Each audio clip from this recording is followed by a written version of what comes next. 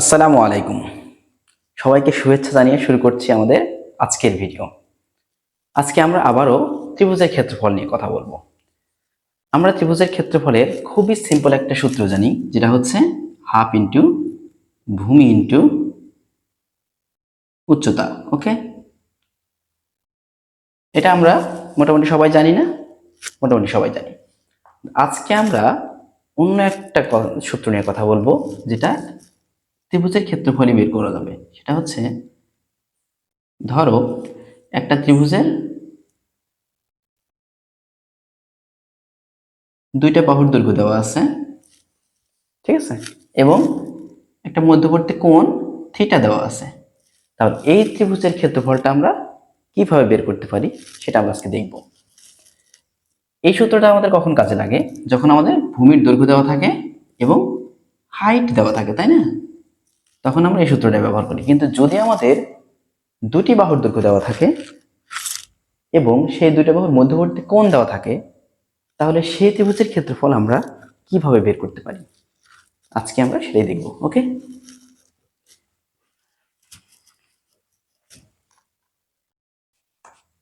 তাহলে শুরুতেই আমরা একটা লম্ব আঁকাবো। এই ত্রিভুজের ক্ষেত্রে একটা লম্ব আঁকাবো। লম্ব ধরলাম এ টি, ঠিক আছে। এই লম্বটা এই থিটা কোণকে দুইটা ভাগে ভাগ করছে না? দুইটা ভাগে ভাগ করছে না? আচ্ছা, একটা ভাগের নাম দিলাম আমরা হচ্ছে থিটা ওয়ান, আর একটা ভাগের নাম দিলাম হচ্ছে থিটা টু, ঠিক আছে। এবং এই লম্বটাকে দিলাম হচ্ছে হাইট বা এইচ। এখন সেই সূত্রটাই, পুরনো সূত্র, হাফ ইন্টু ভূমি ইন্টু উচ্চতা। এটা কিন্তু আমাদের কাজে লাগবে, লাগবে না যে তা না, কিন্তু থিটার মান দেওয়া থাকলে সেটা কিভাবে বের করা যায় আমরা সেটা দেখবো, ঠিক আছে। ধরো আমরা এর মান জানি, বির মান জানি, এবং এই থিটার মানও জানি, কিন্তু থিটা ওয়ান থিটা টু জানি না। সেক্ষেত্রে আমরা কি করব? আমরা ধরে নিলাম এটা লম্ব এবং এই অংশ হচ্ছে এক্স, এই অংশ ধরলাম ওয়াই, ঠিক আছে। এবং আমাদের আলোচনার সুবিধার্থে এটা আমরা 1 নাম্বার ত্রিভুজ ধরলাম, এটা আমরা 2 নাম্বার ত্রিভুজ ধরলাম। তাহলে 1 নাম্বার ত্রিভুজে যদি আমরা এই সূত্রটা প্রয়োগ করি, তাহলে আমাদের কি হবে বলো তো? ত্রিভুজ 1 এর ক্ষেত্রফল হচ্ছে হাফ ইন্টু ভূমি আমরা কত কল্পনা করছি? এক্স, আর উচ্চতা কত কল্পনা করেছি? এইচ, ঠিক আছে। তাহলে এটা 1 নাম্বার ত্রিভুজের ক্ষেত্রফল আমরা পাইলাম। একইভাবে 2 নাম্বার ত্রিভুজের ক্ষেত্রফল আমাদের কত হবে বলো তো? হাফ ইন্টু ওয়াই ইন্টু উচ্চতা আমরা কত লিখছি? একই, এইচ, ঠিক আছে। এখন বলো তো, যদি আমরা এই দুইটা ত্রিভুজের ক্ষেত্রফল যোগ করি, তাহলে পুরো ত্রিভুজের ক্ষেত্রফলটা পেয়ে যাব না? পাবো তো। তাহলে আমরা যোগ করি, ত্রিভুজ 1 প্লাস ত্রিভুজ 2 equal to half into x into h plus half into y into h. এখন আমার প্রশ্ন হলো, আমরা এক্স এর ভ্যালু জানি না, এইচ এর ভ্যালু জানি না, ওয়াই এর ভ্যালু জানি না। তাহলে আমরা কিভাবে বের করব? এখন আমরা এক্স এর ভ্যালু এবং ওয়াই এর ভ্যালুটাই বের করার চেষ্টা করব, এইচ এর ভ্যালু বের করার চেষ্টা করব, ঠিক আছে। ওকে, দেখো এ বি ডি, এই যে 1 নাম্বার ত্রিভুজটা, এটা একটা সমকোণী ত্রিভুজ না? সমকোণী ত্রিভুজ তো। তাহলে সমকোণী ত্রিভুজের ক্ষেত্রে আমরা কি জানি? সাইন থিটা ওয়ান সমান, এই যে এটাকে আমরা থিটা ওয়ান ধরছি না, এই জন্য লিখলাম sine theta one. Sine theta সমান আমরা কি জানি? লম্ব বাই অতিভুজ না, তাই তো। আচ্ছা, তাহলে এক্ষেত্রে লম্ব কোনটা বলো? এক্স নাকি এইচ? লম্ব হচ্ছে এক্স, আর অতিভুজ, লম্ব অতিভুজ হচ্ছে এ, ঠিক আছে। আচ্ছা, আবার 2 নম্বর ত্রিভুজে সাইন থিটা সমান কি? সাইন থিটা টু সমান লম্ব বাই অতিভুজ না? তাহলে সাইন 2 নম্বর ত্রিভুজে লম্ব কোনটা, এইচ নাকি ওয়াই? অবভিয়াসলি ওয়াই, তাহলে y by x by h, y by h. এখন প্রশ্ন হলো যে এইটা লম্ব কেন, এটা না হয়ে? তোমরা এটা জানো হয়তো যে কোণের সাথে যে বাহুটা থাকে তার একটা তো অবশ্যই অতিভুজ, হাইপোতেনাস, আর বাকি যেটা থাকলো সেটা হচ্ছে বেস বা ভূমি, আর অবশিষ্ট যে বাহুটা থাকলো সেটা হচ্ছে লম্ব। তাহলে এখানে আমরা কোণ কল্পনা করছি θ1, তাহলে θ1 এর সাথে বাহু আছে হচ্ছে এডি, বাকি যে থাকলো সেটা হচ্ছে এক্স, তাহলে এডি হচ্ছে ভূমি, এক্স হচ্ছে লম্ব। ঠিক আছে, ওকে। এই জন্য সাইন θ1 সমান লম্ব বাই অতিভুজ, সরি এটা তো এই হবে, আর সাইন 2θ সমান লম্ব বাই অতিভুজ। তাহলে এখান থেকে আমরা এক্স এর মান পাইতে পারি না? দেখো তো, তাহলে এখান থেকে আমরা এক্স এর মান কি পাবো? এক্স সমান এ সাইন থিটা, না এ সাইন θ1, আর এখান থেকে ওয়াই সমান আমরা পাবো বি সাইন θ2। ক্লিয়ার? আচ্ছা, তাহলে আমরা দেখো এক্স এর ভ্যালুটা পাইছি, ওয়াই এর ভ্যালুটাও পাইছি, এখন আমাদের বাদ থাকলো হচ্ছে এইচ। তাহলে এইচ এর ভ্যালুটা আমরা দেখি। আচ্ছা, আমরা জানি cos থিটা সমান আবার কি বলো? cos θ1, এই যে cos θ1, আবার এই ত্রিভুজে আমরা cos এর হিসাবটা দেখবো। cos সমান আমরা জানি কি? ভূমি বাই অতিভুজ। এখানে ভূমি কোনটা বলো? এইচ না? এই যে কোণের সাথে যে বাহুটা থাকবে তার একটা তো অতিভুজ, অতিভুজ আমরা চিনি, সবচেয়ে বড় বাহুটা অতিভুজ, আর বাকি যে থাকলো সেটা হচ্ছে ভূমি। তাহলে cos θ1 সমান ভূমি বাই অতিভুজ, তাহলে এইচ বাই অতিভুজ কোনটা? এ না? এ। তাহলে এখান থেকে আমরা এইচ সমান কি পাই বলো তো? এইচ সমান এ cos θ1। ক্লিয়ার? ওকে। আবার 2 নম্বর ত্রিভুজের ক্ষেত্রে আমরা কি পাই? cos θ2 সমান আবারও ভূমি বাই অতিভুজ, ভূমি এইচ, অতিভুজ বি। তাহলে এইচ সমান বি cos θ2। ক্লিয়ার? ওকে, এখন আমরা একে একে মানগুলো বসাবো। ঠিক আছে? আচ্ছা, হাফ ইন্টু এক্স এর ভ্যালু আমাদের কত বলো? এক্স সমান এ সাইন θ1, এক্স সমান এ সাইন θ1, এইচ সমান, আচ্ছা এখানে একটা প্রবলেম আছে, এইচ সমান এ cos θ1 আমরা নেব নাকি বি cos θ2 নেব? আচ্ছা, এখানে আমরা একটা সূত্র বসানোর জন্য আমরা বি cos θ2 নেব, এটা আমরা পরে বলতেছি। এইচ সমান আমাদের বি cos θ2, ঠিক আছে, প্লাস হাফ ওয়াই সমান আমাদের কত আছে? বি সাইন θ2, বি সাইন θ2, আর বাকি থাকলো আমাদের এইচ, এইচ সমান এ cos θ1, এ cos θ1। ক্লিয়ার? আচ্ছা, এখন দেখো আমাদের এখানে এ আছে, বি আছে, এখানেও এ আছে, বি আছে, হাফ আছে, হাফ আছে, তাহলে আমরা কি হাফ এ বি কমন নিতে পারি না? তাহলে হাফ এ বি, বাকি থাকলো কি sine A, sorry sine θ1 cos θ2, sine θ1 cos θ2 plus cos θ1, অথবা আচ্ছা আমরা cos θ1 আগে লিখি, cos θ1 sin θ2। এতটুকু তো বুঝলাম? ওকে। আচ্ছা, এখানে আমরা একটা জিনিস একটু বলি, এটা আমার ধারণা সবাই জানো, তারপর আমি বলি। সাইন এ প্লাস বি সমান কি আমরা জানি? আমার ধারণা অনেকেই জানে, তারপর আমি বলি।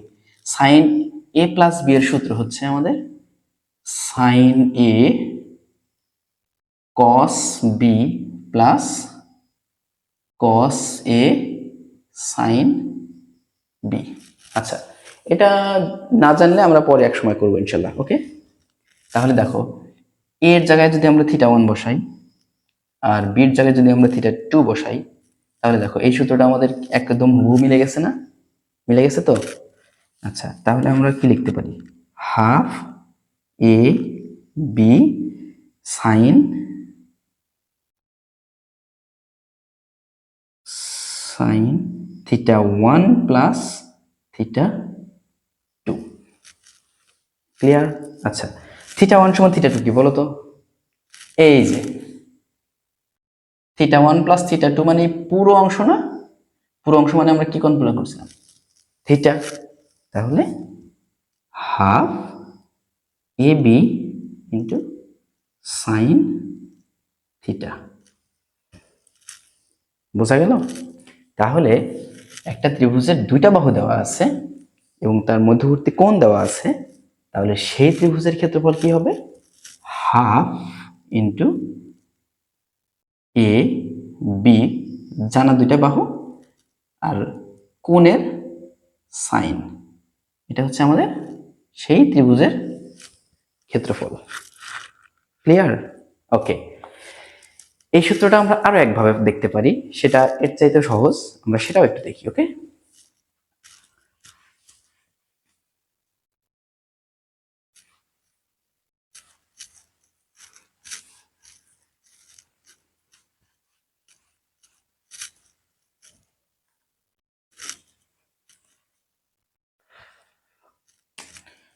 আচ্ছা এটাও দরকার হবে না। আচ্ছা, ধরলাম একটা ত্রিভুজ এ বি এবং সি, আমাদের এই কোণের ভ্যালুটা দেওয়া আছে হচ্ছে এক্স ধরলাম, এই কোণের ভ্যালুটা হচ্ছে ওয়াই, আর এই কোণটা হচ্ছে থিটা। ঠিক আছে? আচ্ছা, আমরা ওয়াই রেখার উপর একটা লম্ব আঁকাই। ঠিক আছে, ওয়াই রেখার উপর লম্ব আঁকাইলে কি এটা 90 ডিগ্রি? 90 ডিগ্রি তো। আচ্ছা, তাহলে এবং 90 ডিগ্রি সেই একই সাথে এটা আমাদের উচ্চতাও বটে, কিন্তু ত্রিভুজের উচ্চতা না? যদি আমরা ত্রিভুজটা এইদিকে ঘুরাই দিই, এই মাথাটা যদি এখানে আসে তাহলে উচ্চতা পাবে না? ঠিক আছে, যেহেতু আমরা ওয়াই জানি, এক্সও জানি, তাহলে এটা যদি আমরা এইচ ধরি, এই যে এই রেখাটা যদি আমরা এইচ ধরি, তাহলে এই ত্রিভুজের ক্ষেত্রফল কি? হাফ ইন্টু ভূমি, মানে হচ্ছে ওয়াই, উচ্চতা এইচ। ক্লিয়ার? আচ্ছা, এখন এইচ সমান আমরা তো জানি না যেহেতু, তাহলে এইচ সমান আমাদের বের করতে হবে। ঠিক আছে, তাহলে আমরা এই ত্রিভুজের ক্ষেত্রে কি জানি বলো তো? সাইন থিটা সমান লম্ব বায়ু ত্রিভুজ না? লম্ব কোনটা? এইচ নাকি এই যে এই অংশটুকু?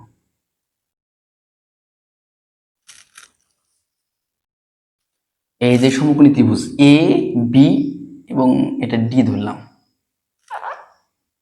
ডি, এই পুরোটুকু হচ্ছে ওয়াই। তাহলে বলো, এই যে A B D ত্রিভুজে sine theta সমান কি? লম্ব বায়ু ত্রিভুজ না? আচ্ছা, লম্ব কোনটা? বিডি নাকি এডি? আমরা আগেই বলছি কোণের সাথে যেটা থাকে তার একটা তো অতিভুজ অবশ্যই, আর বাকি যেটা থাকলো সেটা হচ্ছে ভূমি।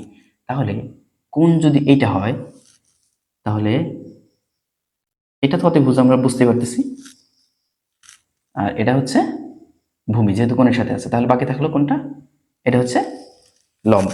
তাহলে লম্ব হচ্ছে এইচ, আর ভূমি কত?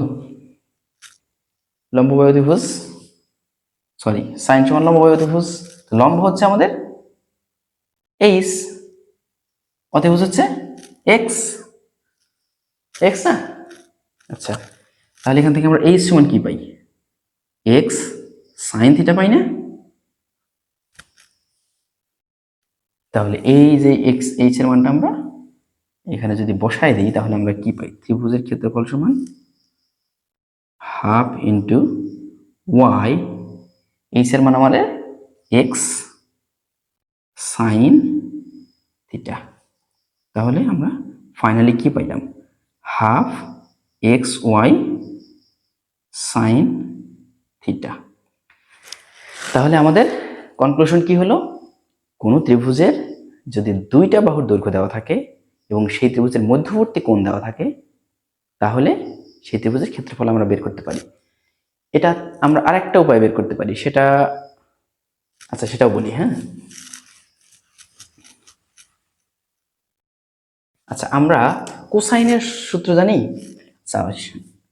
কোসাইনের সূত্র হচ্ছে এ স্কোয়ার সমান b square plus c square minus 2bc cos theta. এটা কি মিন করে আমি সেটা দেখি। হ্যাঁ, ধরলাম একটা ত্রিভুজ এ বি সি, এই বাহুটা ধরলাম সি, এটা ধরলাম এ এবং এটা ধরলাম বি, এবং এই মধ্যবর্তী কোণ ধরলাম হচ্ছে থিটা। তাহলে যদি আমরা এটা জানা থাকে, এটা জানা থাকে, ধরো এটা আমরা জানি না, তাহলে এই সূত্র থেকে আমরা এই বিসি বাহুর দৈর্ঘ্যটা বের করে ফেলতে পারি।